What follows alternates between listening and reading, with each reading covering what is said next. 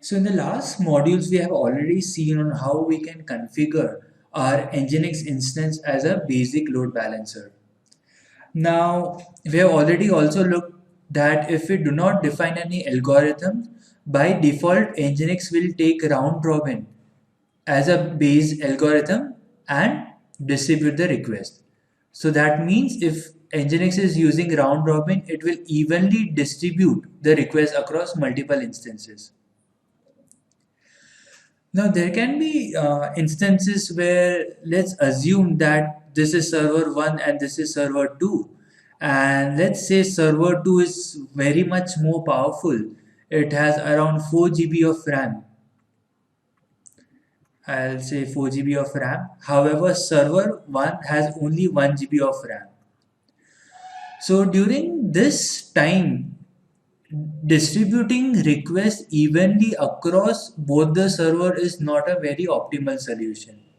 So you do not want 50-50% requests to go in each server. So during this time, you might want that 4 requests should go to this server and only 1 request should go to this server. Again, 4 requests should go to this server and 1 request should go to this server, depending upon the capacity and the hardware resource of each of the server configuration. Now, due to this, there is a option called as server weights, which can help us distribute requests unevenly across multiple servers. So let's look into the practical, so it will be much more clearer to you. So I'll open the web.conf that we had configured, and here you see the requests are evenly distributed across 2 servers. So let's say server 2 is powerful and I want 3 requests should go to server 2 and only 1 request should go to server 1. So let's save the changes and let's reload the NGINX. Going to our Internet Explorer at example.com and server 2, I'll refresh. Server 2 again, I'll refresh again.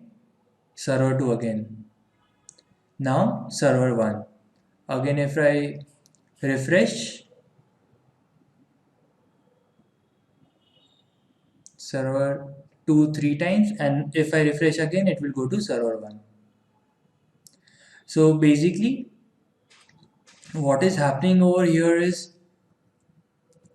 3 requests are going to server 2 and 1 request is going to server 1. So after server 1 has taken 1 request, the next 3 requests will again go to the server 2. So this is the reason why waits is very much essential. Now also it is very important to remember that if we do not define waits, then by default the NGINX will use wait is equal to 1 for each of the server. So that means requests will be evenly distributed. However, if we define explicitly the wait, then NGINX will consider that. So earlier we had not defined wait. So by default, NGINX had wait is equal to 1 for both server 1 as well as server 2. However, now we have defined wait is equal to 3. So NGINX has taken this as a primary directive. So this is it about server waits. This is very important as far as the production environment is concerned, where it can be possible that not all the servers, backend servers, have similar resources. So this is it about this module, a very short one but a very important one. So I hope this has been informative for you and like to thank you for viewing.